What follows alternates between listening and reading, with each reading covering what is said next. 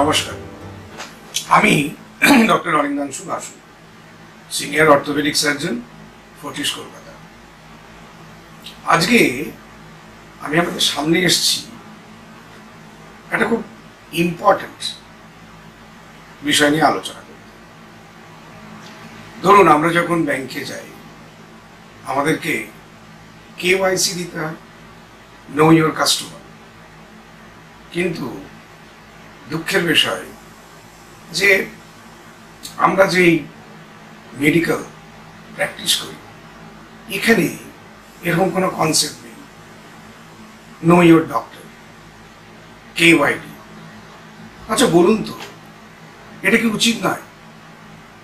একটা মানুষ একজন ডাক্তারের কাছে যাচ্ছে নিজের চিকিৎসা করার, নিজের জীবনটাকে নিয়ে একটা বিশ্বাসে, সেইখানে যদি ডাক্তার আসল না হয়ে নকল হয়,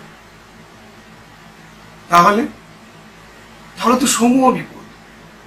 সেই জন্যে আমি মনে করি আপনাদের কাছে এই ইম্পর্টেন্ট ফ্যাক্টটাকে নিয়ে আসা আজ খুব প্রয়োজন হয়ে পড়েছে।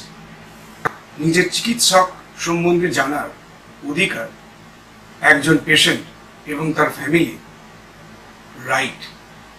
কেওয়াইডি বলতে যেটা আমি বোঝাতে চাইছি, যে ডাক্তারবাবু কোত্থেকে পাশ করেছেন, কোন কলেজ থেকে পাশ করেছেন, তার ডিগ্রিজগুলো কি, কোত্থেকে ট্রেনিং হয়েছে দেশে বিদেশে, সেইগুলো তার প্রেসক্রিপশনে যেরকম লেখা আছে, উচিত তার চেম্বারেও সেটাকে ডিসপ্লে করা।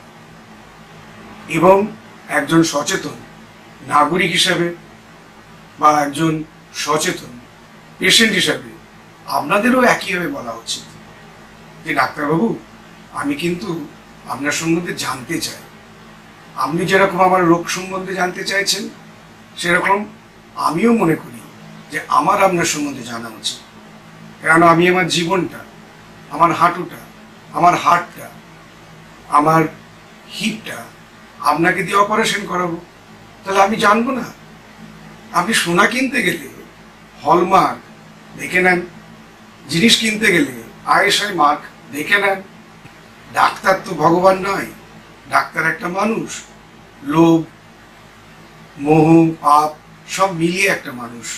সুতরাং আসুন আমরা মানুষ হিসেবে, সচেতন নাগরিক হিসেবে এবং পেশেন্ট হিসেবে জানি এবং সবসময় প্রশ্ন করি যে ডাক্তারবাবু, I would like to know your KYD, মানে নো ইউর ডক্টর। নমস্কার।